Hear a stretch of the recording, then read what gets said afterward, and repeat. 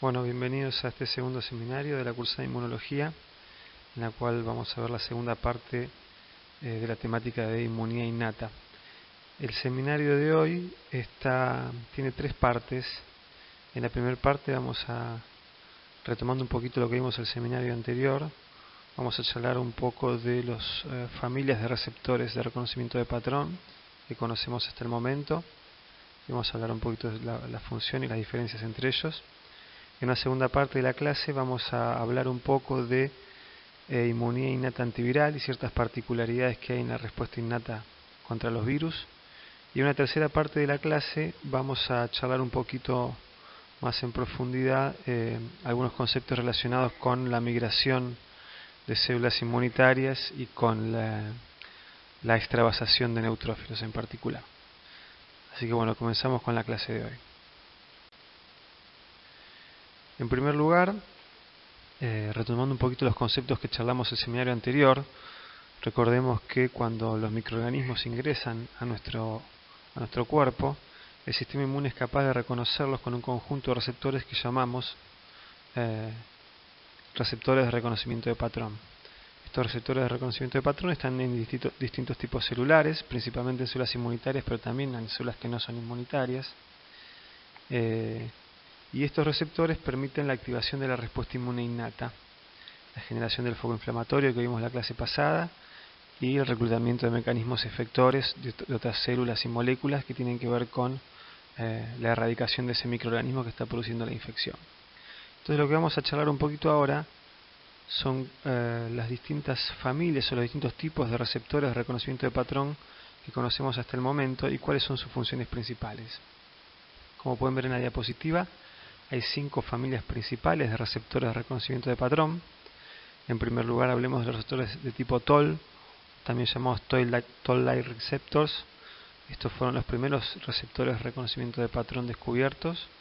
Están presentes en la membrana plasmática de diferentes tipos celulares y también en la membrana de endosomas. Son receptores que están en las membranas pero que no son endocíticos, reconocen su ligando y lo que hacen es disparar la activación celular que redunda en diferentes funciones de acuerdo a cuál sea la célula que está reconociendo al microorganismo con ese receptor de tipo TOL. Principalmente lo que promueve es la secreción de citoquinas, quimoquinas, en algunos casos de interferones de tipo 1 y otras funciones celulares. En segundo lugar, mencionemos a los receptores de la familia de las lectinas tipo C.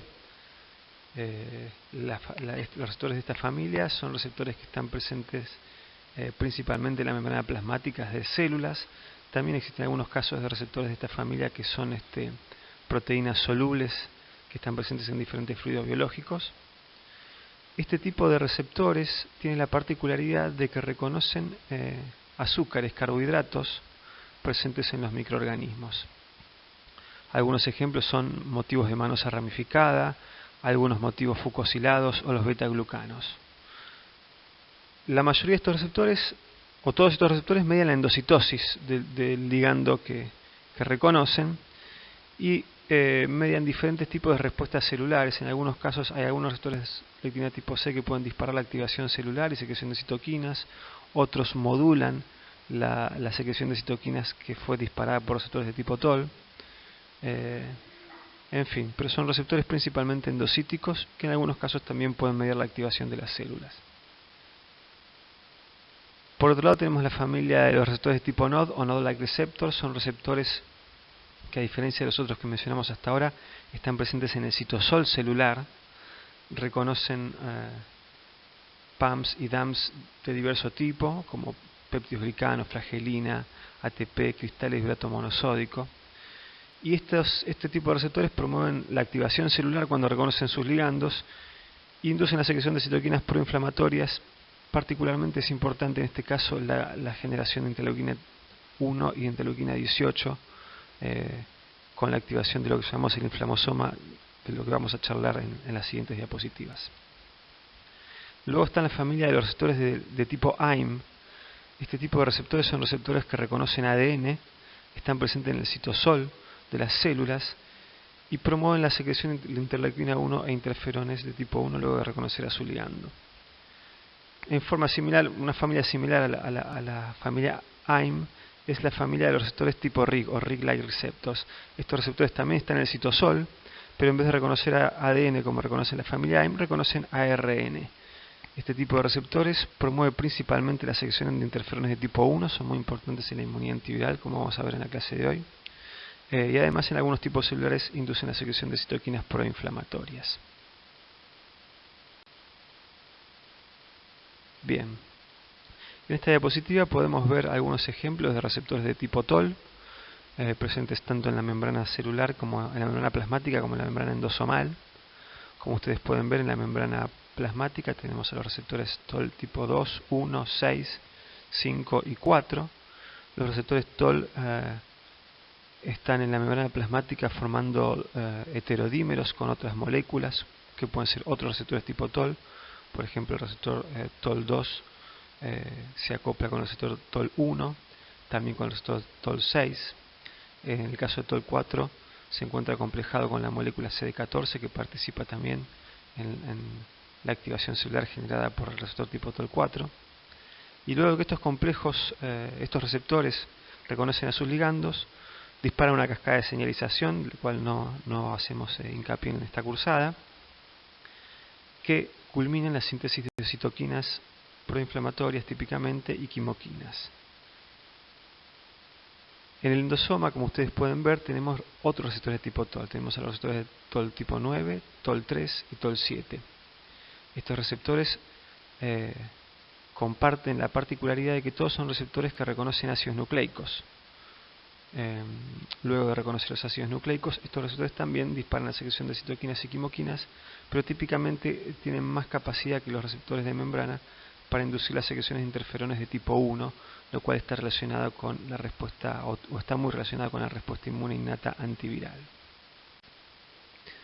En esta diapositiva pueden ver algunos ejemplos de receptores de lectina tipo C, como Dicisain y Dectina 1. Y en esta diapositiva pueden observar los receptores citosólicos, que son los receptores de la familia NOD, los de la familia AIM y los de la familia RIG. En esta diapositiva están detectando sus ligandos y lo que hacen es inducir, como comentamos antes, la producción de interferones de tipo 1 y citoquinas proinflamatorias. Algunos receptores de reconocimiento de patrón ejercen sus funciones en el medio extracelular. Son proteínas secretadas que se encuentran en diferentes fluidos corporales. Entre ellos encontramos la colectina, de las cuales se destaca la proteína de unión amanosa o MBL, una proteína de fase aguda capaz de activar el complemento por la vía de las lectinas, y los surfactantes pulmonares SPA y SPD. La familia de las pentraxinas también son receptores de reconocimiento de patrón extracelulares. Entre ellos está la proteína C reactiva, una proteína de fase aguda. Y luego está la familia de las ficolinas LIH, las ficolinas LIH presentes en el ser humano. Todos estos receptores secretados que se encuentran en diferentes fluidos corporales se unen a hidratos de carbono presentes en microorganismos, y lo que hacen es activar el complemento e inducir la fagocitosis de sus ligandos. Bueno, ahora nos vamos a detener un poquito para charlar sobre los receptores tipo NOD, algunas particularidades de estos receptores. Estos receptores, algunos receptores tipo NOD, en forma similar a lo que hacen los receptores de la familia TOL, por ejemplo, inducen la secreción de citoquinas proinflamatorias activando el factor de transcripción NF-κB. Sin embargo, estos receptores NOD, algunos otros receptores de la familia NOD, por ejemplo el NLRP3, induce la formación de un complejo catalítico llamado inflamosoma, cuya función es la de activar a las prointerleuquinas 1 y a la prointerleuquina 18, citoquinas proinflamatorias que deben ser activadas mediante el clivaje antes de su secreción, y participan también en procesos de muerte celular inflamatoria como la piroptosis. Bien, en esta diapositiva vamos a esquematizar un poquito cómo funciona, cómo ocurre la activación de la interleuquina 1 dentro de las células y su secreción, en la cual participan los receptores de la familia de tipo NOD. En primer lugar, esta célula que está esquematizada en la diapositiva es estimulada por el EPS, el cual es reconocido por receptor TOL4. Esto estimula la producción de un conjunto de citoquinas proinflamatorias, entre las cuales está la prointerleuquina 1. La prointerleuquina 1 aparece en el citosol de esta célula, es una proteína inactiva que no tiene actividad inflamatoria, y para que adquiera actividad inflamatoria debe ser partida o clivada en su forma activa. En paralelo a esto, aparece un ligando NOD dentro de esta célula, que es reconocido por receptores de tipo NOD, y esos receptores de tipo NOD se activan y forman un complejo con la procaspasa 1 y con la proteína ASC o ASC, y forman este complejo tan particular con forma de rueda que llamamos inflamosoma. El inflamosoma contiene a la caspasa 1 activa, y la caspasa 1 activa es capaz de tomar a la prointerleuquina 1 y clivarla, partirla en interleuquina 1 activa. Esta citoquina luego es secretada de la célula y genera la respuesta inflamatoria.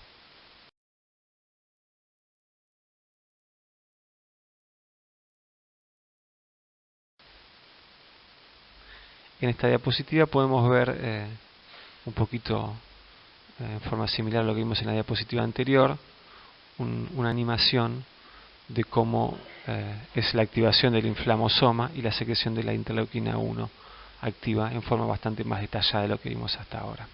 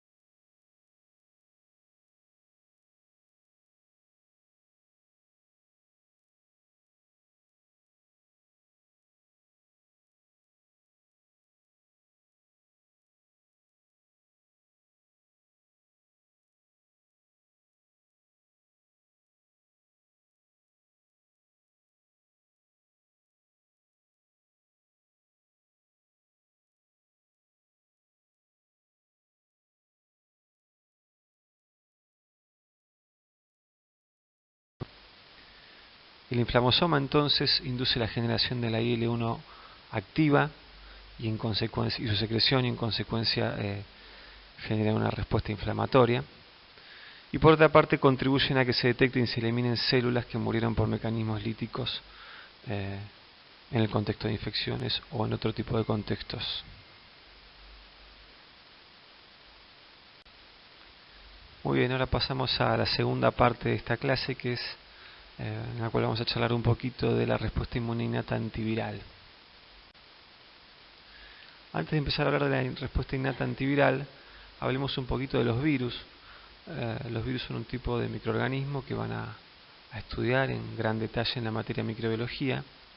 Pero hablemos un poquito de sus características principales, porque probablemente todavía no lo hayan visto en micro todavía. Los virus decimos que son patógenos intracelulares obligados. ¿Por qué? Porque los virus, desde un punto de vista biológico, no son seres vivos, son partículas.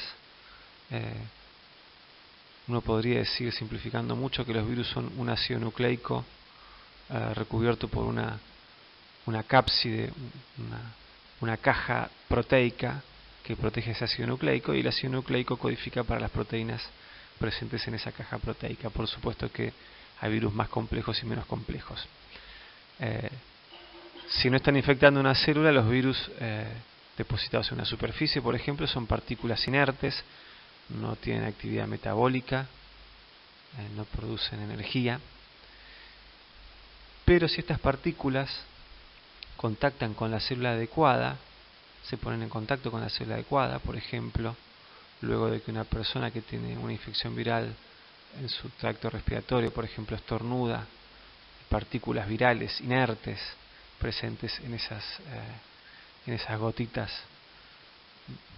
en las secreciones respiratorias llegan al tracto respiratorio de otro individuo que inhala esas gotitas, esos virus podrán contactar con células del epitelio respiratorio, y esos virus, si tienen proteínas que interactúan con receptores celulares de las células epiteliales respiratorias, podrán unirse a la superficie de esas células y luego entrar dentro de esas células, como se ve en la diapositiva. Entonces la primera etapa de una infección viral es la penetración. El virus entra dentro de la célula que es susceptible a la infección por ese virus, y luego ocurre la liberación o el desnudamiento de los ácidos nucleicos que estaban contenidos en ese virus. El virus, como yo les comenté, de por sí no tiene actividad metabólica. Entonces lo que hacen los virus es utilizar la maquinaria biosintética y energética de la célula para producir nuevas partículas virales. Entonces, a partir de ese genoma que se denudó, se generan proteínas virales, se replica ese genoma, y de las proteínas virales y los genomas virales que replican dentro de la célula blanco, se ensamblan y luego brotan o se liberan de esa célula infectada nuevas partículas virales que pueden infectar nuevas células. Así es el ciclo de vida, o un esquema del ciclo de replicación de un virus. Entonces, por eso los virus sí o sí tienen que replicar dentro de células, porque necesitan de su maquinaria biosintética y necesitan de la energía de las células para poder generar nuevas partículas virales. Bien, veamos en esta diapositiva tenemos un resumen o un esquema de cuáles son los mecanismos más relevantes en la erradicación de infecciones virales.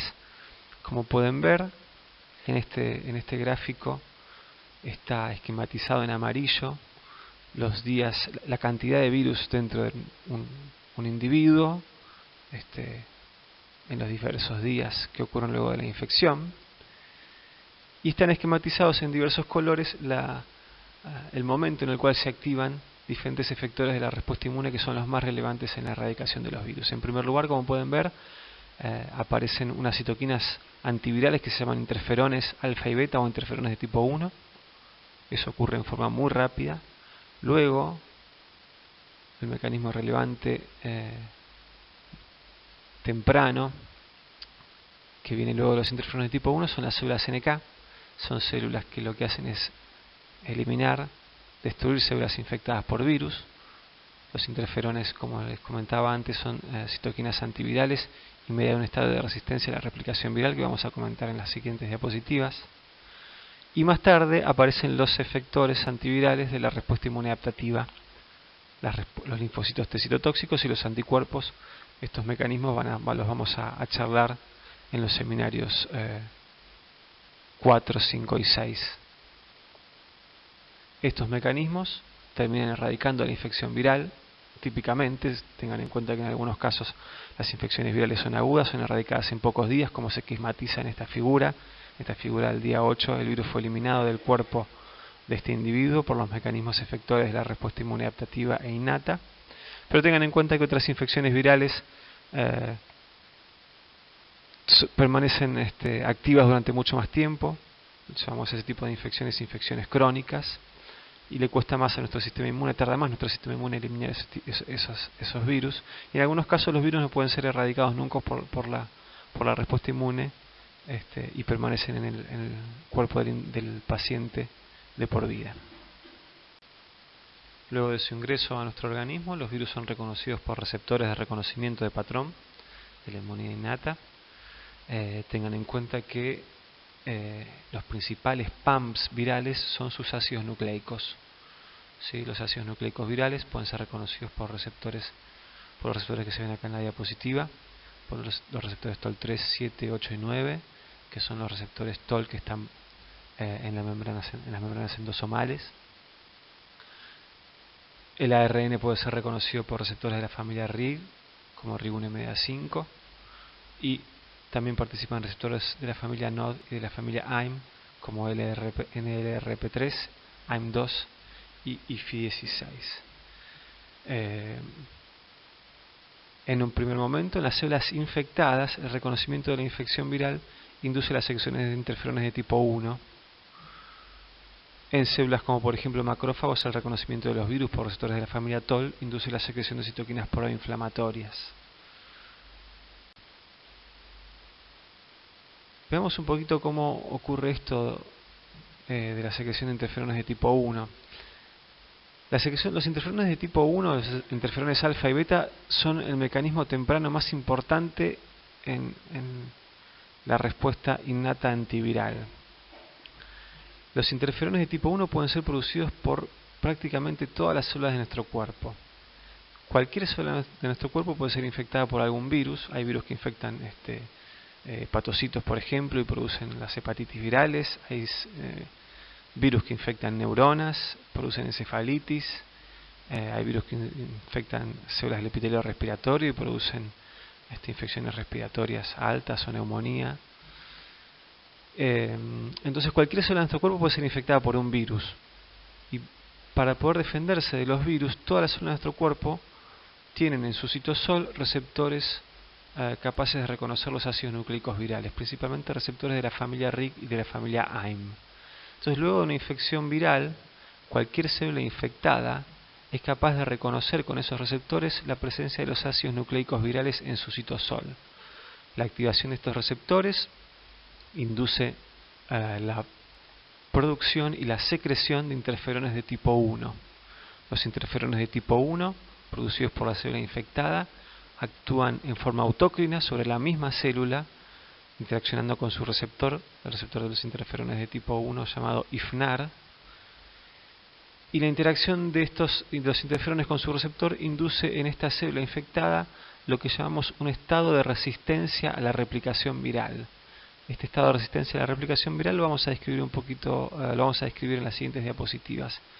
Pero digamos ahora que tiene que ver con la aparición en la célula que es estimulada por los interferones de un conjunto de proteínas que tienen actividad antiviral, que degradan ácidos nucleicos virales, que degradan la cápside viral, que inhiben la síntesis proteica, por ejemplo, y hacen que esa célula infectada produzca menos virus que antes de estar en contacto con los interferones.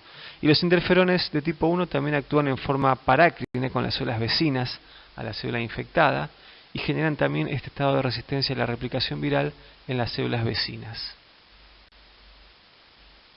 Bien, como comentamos en la diapositiva anterior, las células infectadas, luego de reconocer los ácidos nucleicos virales por receptores citosólicos principalmente, secretan interferones de tipo 1 y generan ese estado de resistencia a la replicación viral, pero también en el tejido infectado por virus se genera una respuesta inflamatoria, por ejemplo por la activación de macrófagos que reconocen estos virus por receptores de la familia TOL y secretan citoquinas proinflamatorias, y se empiezan a extravasar en estos tejidos infectados por virus unas células muy particulares que se llaman células dendríticas plasmacitoides. Estas células dendríticas plasmacitoides llegan desde la sangre al tejido infectado por los virus, endocitan a los virus, principalmente con receptores de lectina tipo C, y llevan esos virus a sus endosomas, y los endosomas reconocen a estos virus con los receptores TOL7 y TOL9. Luego de reconocer a los virus con TOL7 y TOL9, las células dendríticas plasmacitoides empiezan a secretar también interferones de tipo 1. De esta forma, las células dendríticas plasmacitoides colaboran con las secreciones de interferones de tipo 1 en el tejido infectado, pero a diferencia de las células infectadas, las plasmacitoides pueden producir muchísimas mayores cantidades de interferones de tipo 1, hasta 1000 veces más interferones de tipo 1 que una célula infectada, que una célula parenquimatosa. Entonces esta es la función principal de estas células, como les comenté, es llegar al tejido, reconocer a los virus con TOL7 y TOL9 y secretar interferones de tipo 1 en gran cantidad. Digamos dos o tres cositas de estas células dendríticas plasmacitoides. Como les comenté, son relevantes en las infecciones virales. En la sangre son un conjunto una fracción muy pequeña de las células de los leucocitos de la sangre. Fíjense, entre el 0,2 y el 0,8 de las células mononucleares de sangre periférica. Los principales receptores para reconocer los virus son TOL7 y TOL9, y tienen esta capacidad tan extraordinaria de producir interferones de tipo 1. También se extravasan en órganos linfoides secundarios, en ganglios linfáticos, y producen interferones de tipo 1 también en esos tejidos. Entonces los interferones de tipo 1 son una citoquina muy importante en la respuesta antiviral. Es el mecanismo efector más temprano que tiene nuestro cuerpo, secretado por las células infectadas y por las células dendríticas plasmacitoides.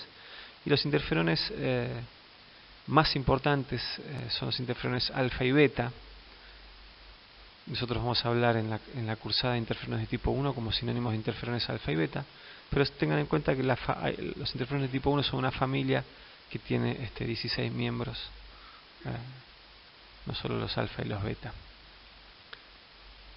¿Cuál es la función de los interferones? Producir este estado de resistencia a la replicación viral, luego de interactuar con su receptor en las células, inducen la transcripción de entre 500 y 2000 genes, cuyos productos, las proteínas que son codificadas por estos genes, generan un estado de resistencia a la replicación viral en las células en las que están presentes. Bien, veamos en resumen cuáles son las funciones de los interferones alfa y beta. En primer lugar, inducir la transcripción de estos factores de respuesta al interferón, estas proteínas antivirales que aparecen en las células estimuladas por los interferones a través de su receptor IFNAR. Además, los interferones de tipo 1 activan a otro mecanismo efector muy importante en la respuesta antiviral, que son las células NK. También promueven la respuesta inmune adaptativa antiviral, induciendo la expresión de moléculas de histocompatibilidad de clase 1 en las células que estimulan. Vamos a ver en los próximos seminarios que eso es muy relevante para la actividad de los linfocitos TCD8 citotóxicos, y además favorecen el desarrollo de la memoria de linfocitos T. Como comentamos anteriormente, una de las funciones, tal vez la función principal de los interferones de tipo 1, es la de generar en las células con las cuales interactúa un estado de resistencia a la replicación viral. ¿Qué significa esto de un estado de resistencia a la replicación viral? Significa que luego de que una célula es estimulada por los interferones de tipo 1, esa célula comienza a transcribir un conjunto de genes que codifican para proteínas que tienen actividad antiviral. A esos genes se los llama genes estimulados por el interferón, y acá tenemos en esta diapositiva 4 ejemplos de proteínas codificadas por esos genes que tienen actividad antiviral. En primer lugar vemos a la proteína quinasa R, una proteína que aparece en el citosol de las células estimuladas por interferón.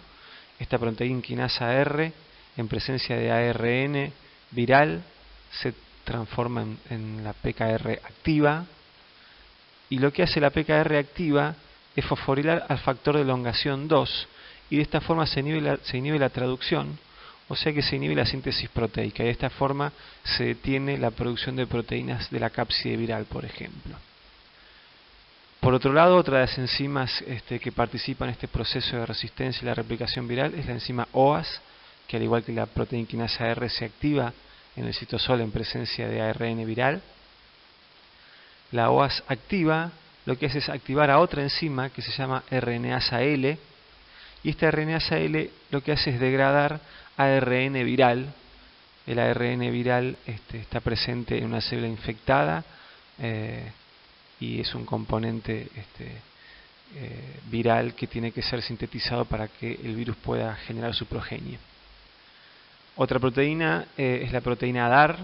ADAR lo que hace es editar el ARN, genera mutaciones en el ARN que se encuentra en el citosol de esa célula. De esta forma genera alteraciones en las proteínas virales, lo cual altera su función y dificulta de esa forma la replicación viral. Y otro conjunto de proteínas que aparecen luego de que una célula es estimulada por el interferón son las GTPasas de la familia MX. Estas GTPasas interrumpen la replicación viral interactuando con proteínas de la cápside y alterando el correcto ensamblado de los viriones dentro de la célula infectada. Estos que mencionamos son solamente 4 ejemplos de proteínas que aparecen luego de que una célula es estimulada por los interferones. Tengan en cuenta que pueden ser son más de 300 los genes estimulados por el interferón. O sea, hay muchísimas proteínas actuando de esta forma, inhibiendo la síntesis, la replicación viral dentro de una célula estimulada por los interferones. La presencia de este conjunto enorme de proteínas antivirales es lo que genera en un tejido ese estado de resistencia a la replicación viral. Como charlamos anteriormente, estas proteínas aparecen tanto en células infectadas como no infectadas de ese tejido, porque los interferones estimulan a todas las células, ¿sí? Entonces la célula infectada comienza a inhibir la replicación viral a través de estas enzimas, y la célula que no está infectada, estas enzimas ya están en su interior, y si esa célula es infectada por un virus, estas enzimas comienzan a actuar ni bien se genera la infección.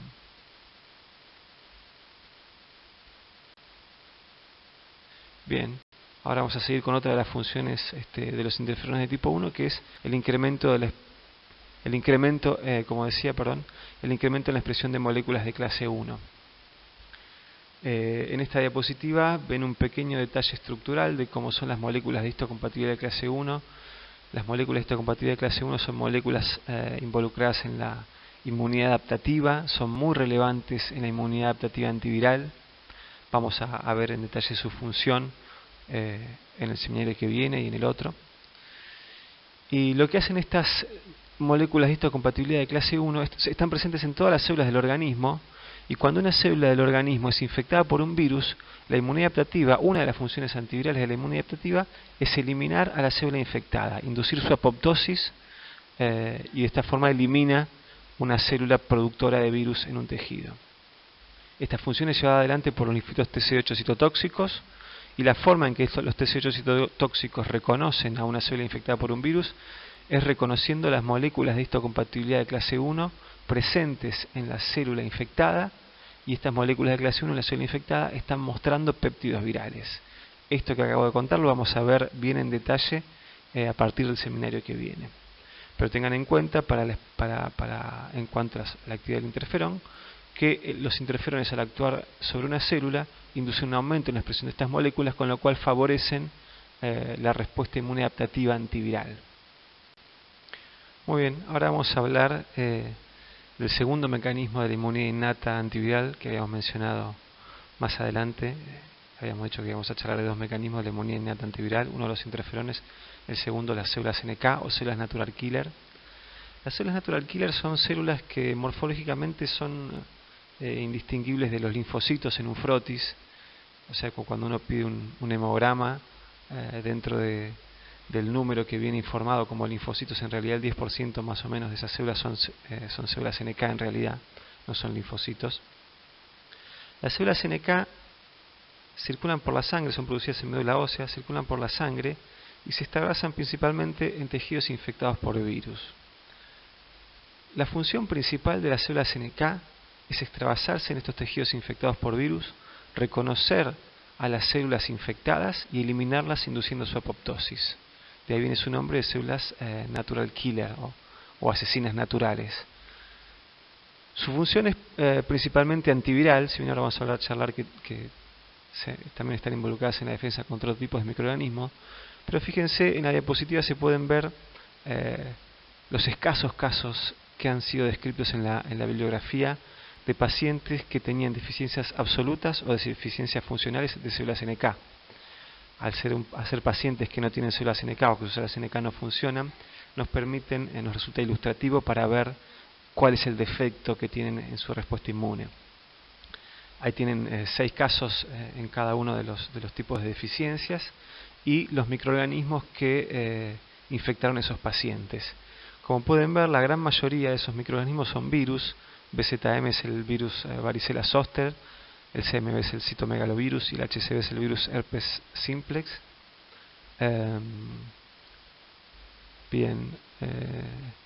Como pueden ver, la mayoría de los pacientes contrajeron infecciones por estos virus o por algunos virus respiratorios que no están especificados, y los poquitos casos de bacterias en estos pacientes es, por ejemplo, en el paciente 2 de las deficiencias absolutas que contrajo infección por Mycobacterium avium,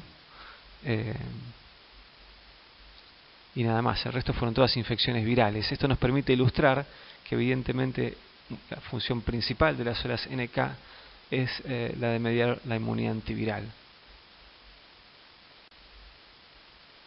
Bien, sin embargo no es la única función que cumplen las células NK. También se ha visto que en diferentes bacterias, infecciones bacterianas, infecciones parasitarias, sobre todo cuando las bacterias y los parásitos son de replicación intracelular, las células NK juegan un rol en este tipo de infecciones y también son muy importantes en la respuesta antitumoral. Vamos a ver en un teórico que el sistema inmune también hace frente a los tumores y elimina células tumorales, y las NK son muy importantes en este sentido. ¿Cómo hacen las células NK para reconocer que una célula está infectada y la tienen que matar, o que una célula es tumoral y la tiene que matar? Bien, el mecanismo de reconocimiento que utilizan las células NK es un poquito complejo, y lo que hacen las NK básicamente es expresan en su membrana una gran cantidad de receptores que interaccionan con receptores de las células blancos o las target de las NK. La NK se pega membrana con la célula que está intentando reconocer y que va a decidir si tiene que eliminar o no. Estos receptores interaccionan con sus ligandos y este conjunto de receptores dispara señales activadoras e inhibitorias. La NK lo que hace es censar un balance de la activación y de la inhibición que inducen estos receptores. Si la activación es predominante, la NK mata a la célula que tiene enfrente, y si la inhibición es predominante, la NK no mata a la célula que tiene enfrente. ¿Cómo se logra este balance? Digamos, bueno, algunos de los receptores que tiene la NK en su membrana son receptores activadores y otros receptores son receptores inhibitorios. Si se activan muchos receptores activadores, predomina la señal activadora. Si se activan muchos receptores inhibitorios, predomina la inhibición. O sea, este balance de interacción receptor-ligando es lo que induce, lo que hace tomar la decisión a la NK si tiene que matar o no matar. Entonces, retomando un poquito este concepto, en esta diapositiva podemos ver en el esquema de arriba que cuando una célula NK, que está esquematizada en color rojo, con receptores activadores en color verde y receptores inhibidores en color rojo o en color naranja, cuando se enfrenta a una célula y no se une a una célula, no hay interacción de ningún receptor, la célula NK no elimina a esa célula. En el cuadro B podemos ver que si en la interacción entre estas dos células predominan la interacción ligando-receptor de receptores inhibitorios, el naranja en el dibujo, la NK no mata a la célula que tiene delante. Sin embargo, si predomina la interacción de receptores activadores con sus ligandos, la NK mata a la célula que tiene delante. Y si hay esta interacción entre ambos tipos de receptores, convengamos que en este esquema están esquematizados un solo receptor de cada tipo, inhibitorio y activador. Vamos a ver ahora que hay muchos receptores de cada tipo. Si interaccionan muchos receptores de cada tipo, bueno, hay un balance, la NK sensa un balance. Si se activan más inhibitorios no mata, y si se activan más activadores, sí mata. En esta diapositiva podemos ver varios ejemplos de receptores activadores y receptores inhibitorios expresados por las células NK. La expresión diferencial de los ligandos para estos receptores en una célula blanco va a ser que va a determinar si la célula NK la elimina o no la elimina. Y ahí tenemos que destacar, cuando hablamos de estos receptores, que uno de los ligandos más importantes de los receptores inhibitorios son precisamente las moléculas de histocompatibilidad de clase 1, esas moléculas que habíamos mencionado anteriormente y que son importantes en la respuesta inmune adaptativa antiviral. ¿Por qué las células NK, o por qué uno podría interpretar que las células NK reconocen como un importante ligando inhibitorio a las moléculas de clase 1? Bueno, hay muchos virus que como mecanismo de escape a la respuesta inmune adaptativa antiviral inducen la disminución de la expresión de esta molécula en la membrana de las células que infectan. De esta forma intentan escapar a la acción de los linfocitos T citotóxicos. Las NK son importantes en este sentido porque podrían censar a las células que han disminuido la expresión de moléculas de clase 1, disminuyendo de esta forma las señales inhibitorias que reciben las NK, y eliminar a esas células, interpretando que esas células están infectadas por virus que están disminuyendo la expresión de este tipo de moléculas en su membrana. Muy bien, y sepan que las células NK además tienen otra forma de reconocer a las células que tienen que matar o no matar. Y esta forma depende del reconocimiento por anticuerpos.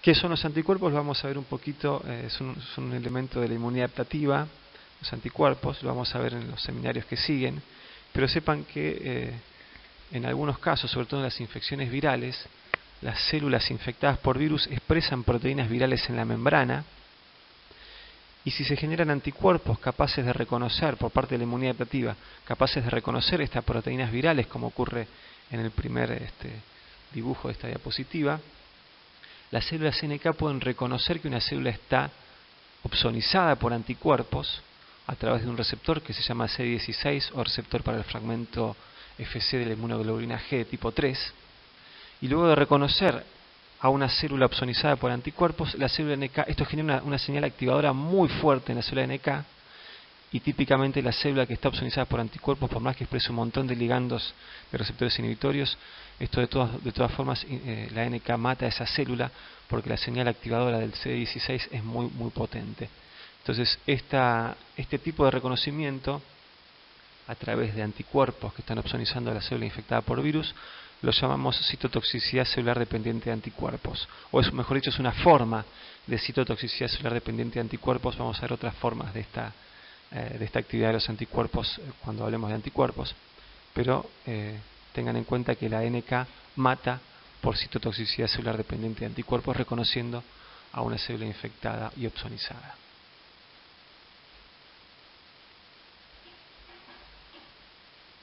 Bien, veamos ahora cuáles son, mediante qué mecanismos la NK puede matar a la célula que tiene enfrente. Y aclaremos por lo pronto que la citotoxicidad no es la única función que tienen las células NK.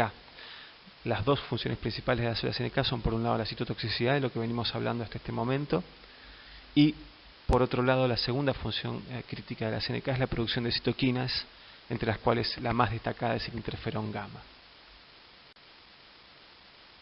Bien, veamos los mecanismos citotóxicos de la célula NK. Como se mencionó en la diapositiva anterior, la célula NK puede matar a las células que infectan mediante dos mecanismos diferentes, un mecanismo llamado secretorio y un mecanismo llamado no secretorio.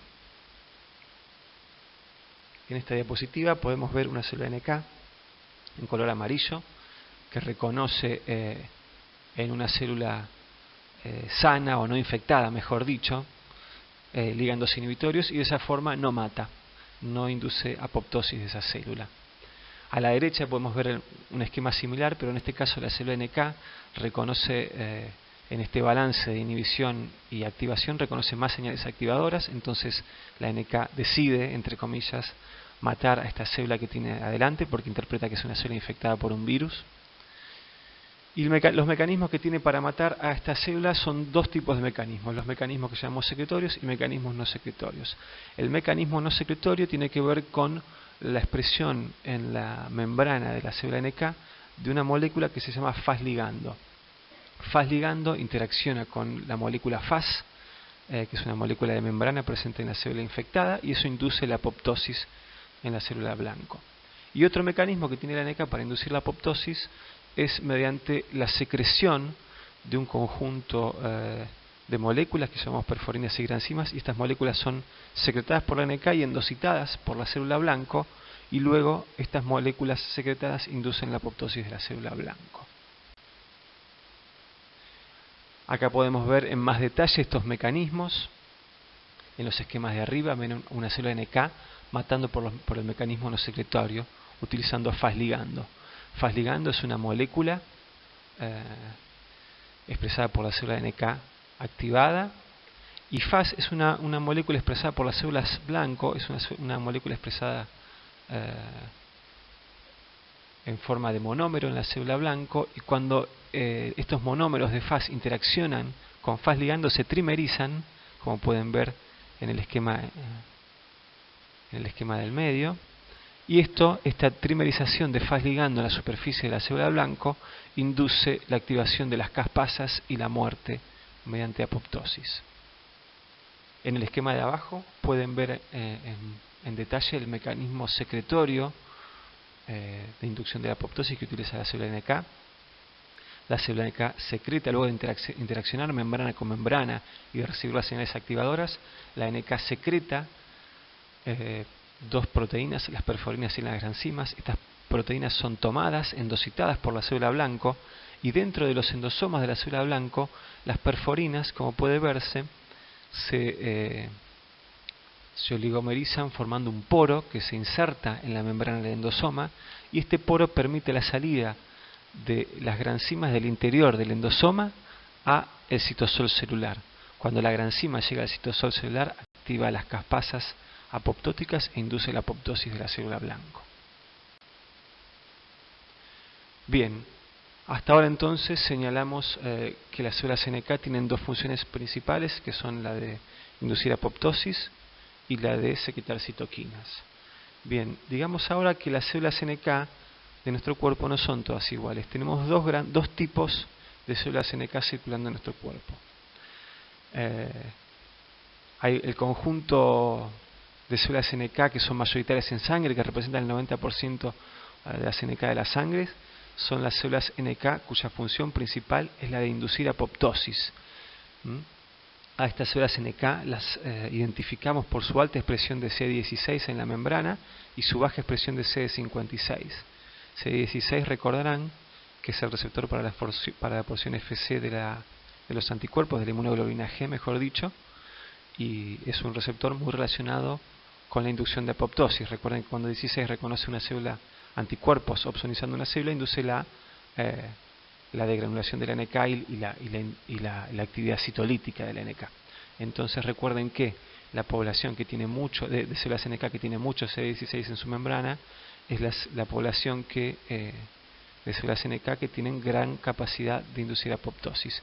Esta población de células NK, que llamamos CD56-DIM, CD16 bright, por su baja expresión de CD56 y su alta expresión de CD16, a su vez tiene una baja capacidad de producir citoquinas.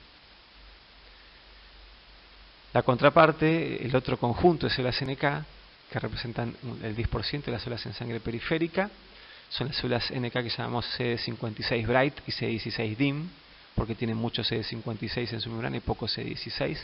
Estas células NK tienen baja capacidad de inducir apoptosis, pero tienen alta capacidad de secretar citoquinas, sobre todo el interferón gamma. La función más importante de este segundo tipo de células NK es sobre todo la modulación de la respuesta inmune adaptativa mediante la secreción de citoquinas.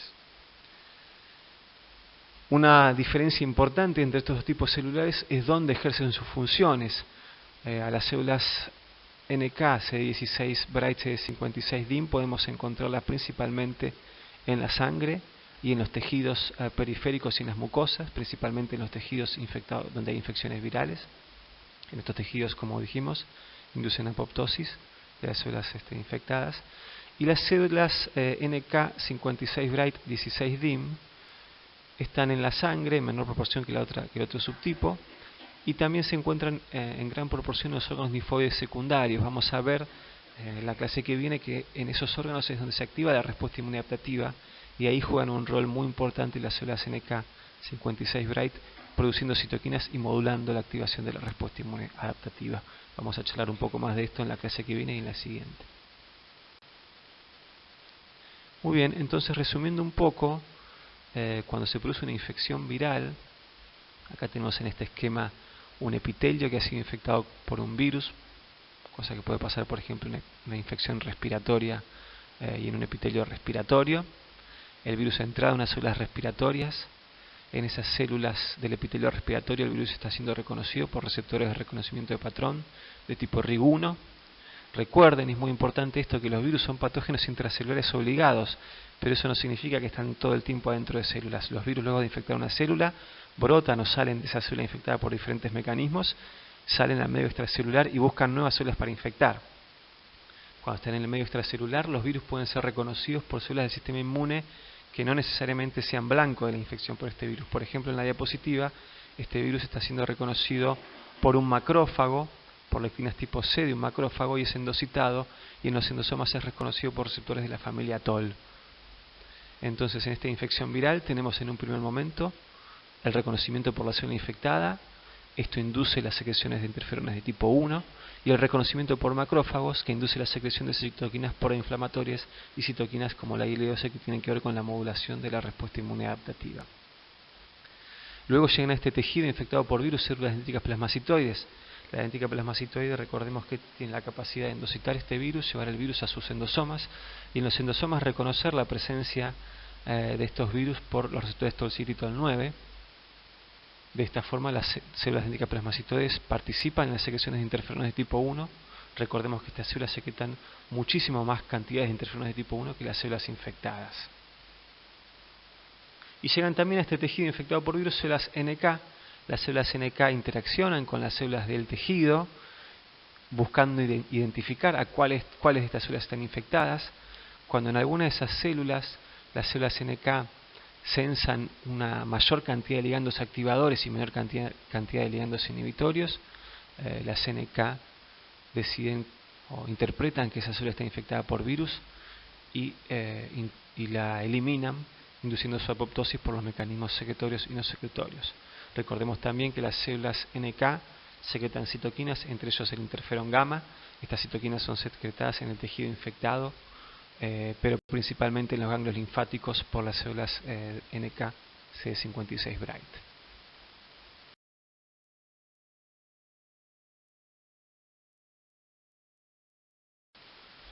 Muy bien, hemos llegado entonces a la tercera parte de esta clase, que es en la cual vamos a charlar sobre los mecanismos de extravasación leucocitaria.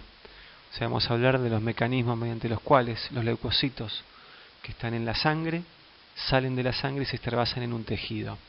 Esto ocurre en el transcurso de la respuesta inmune en diversos momentos y en diversos mecanismos y con diversas células. Vamos a ver algún ejemplo ahora en este seminario. Pero bueno, la migración de los diferentes leucocitos en el contexto de la respuesta inmune lo vamos a ir viendo a medida que vamos desarrollando la respuesta inmune en los diferentes seminarios. Acá vamos a ver algunos conceptos generales de este mecanismo.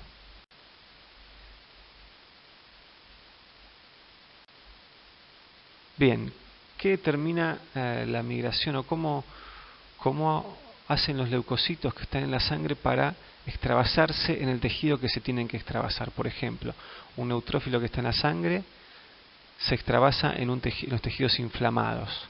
¿Cómo hace el neutrófilo para saber que ese tejido por el cual está pasando está inflamado y cuál no, en el cual no se tiene que extravasar? O por ejemplo, los linfocitos vírgenes se extravasan en los ganglios linfáticos. ¿Cómo hace un linfocito virgen para saber que, cuando va por la sangre, para saber qué está pasando en ese momento por un ganglio linfático y se tiene que extravasar ahí? Bueno, eso es lo que vamos a ver en brevemente en estas diapositivas.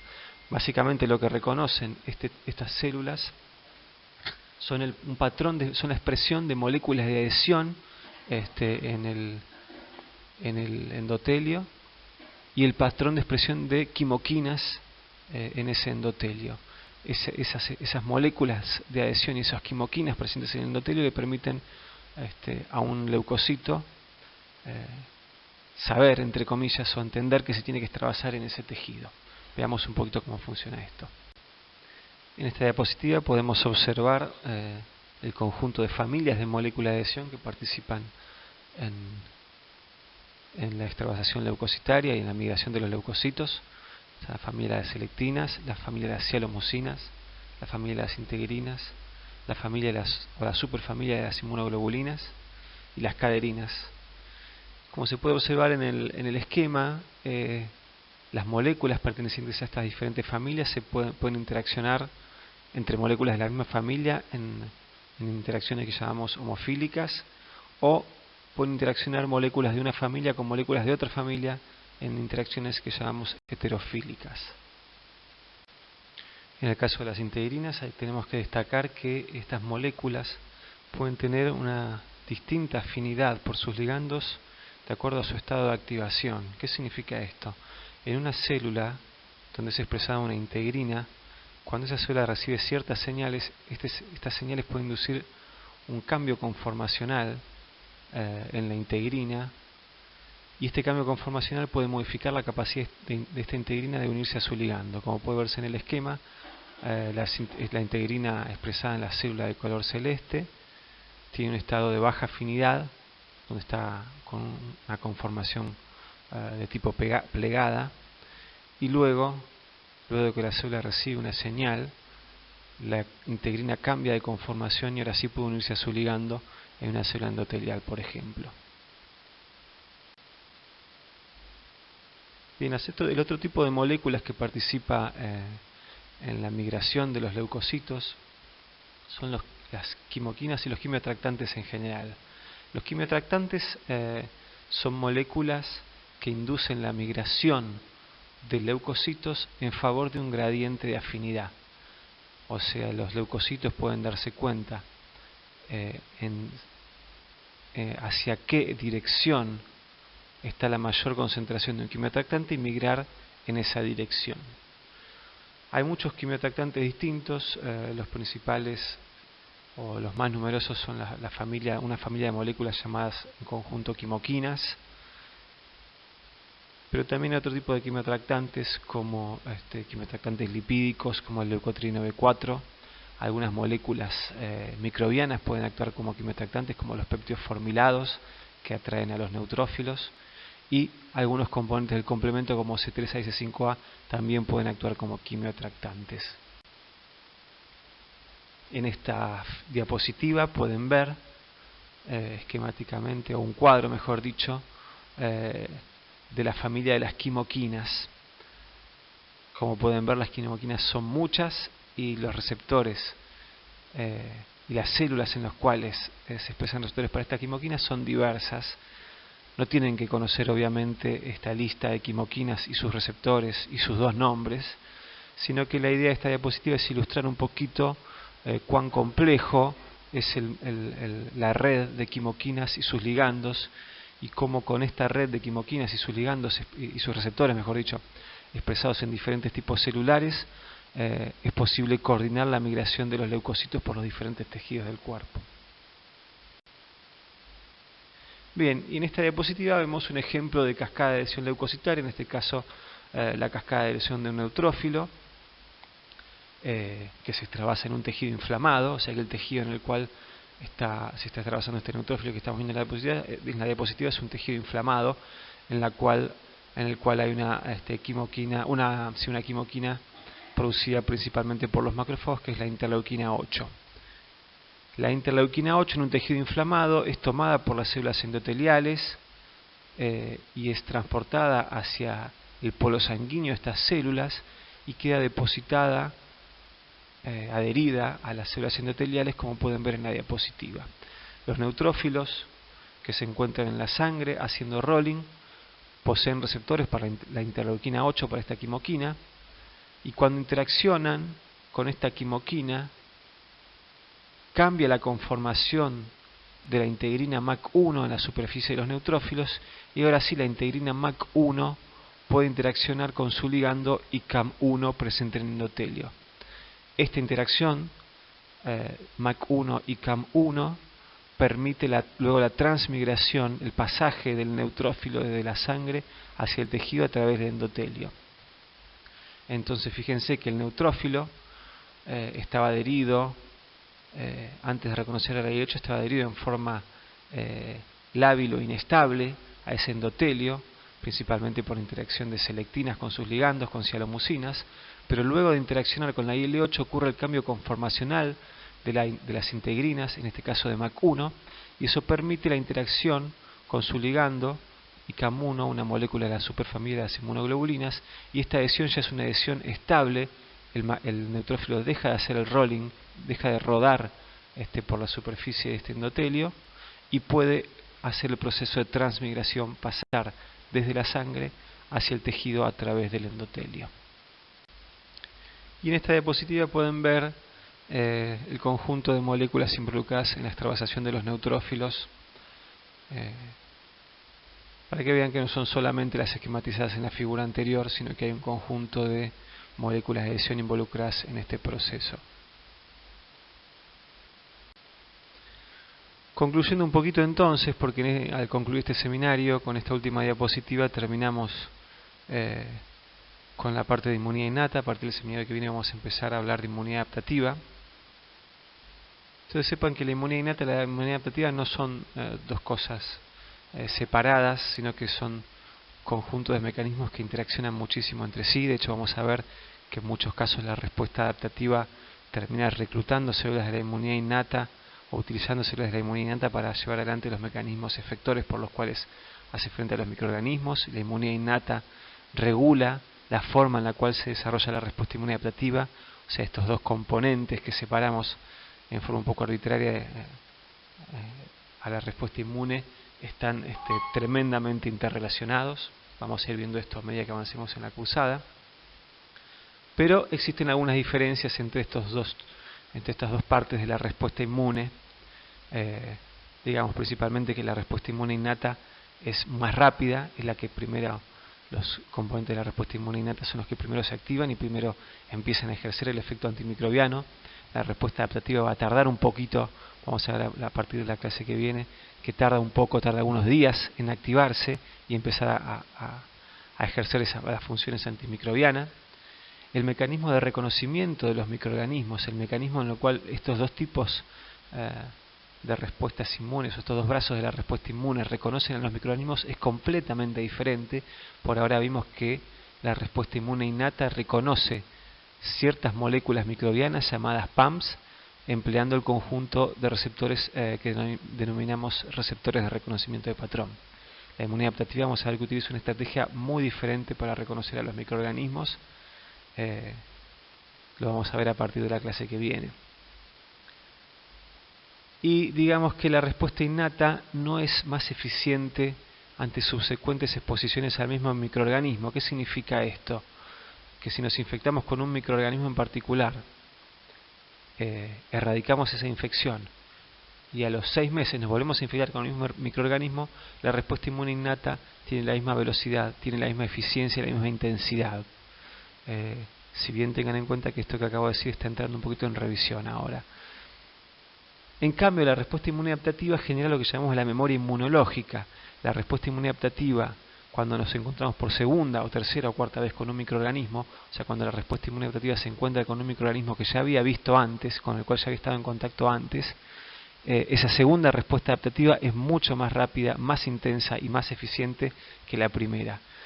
A este fenómeno lo llamamos memoria inmunológica y los mecanismos que subyacen a este fenómeno los vamos a ir viendo a medida que avancemos con la cursada. Muchas gracias.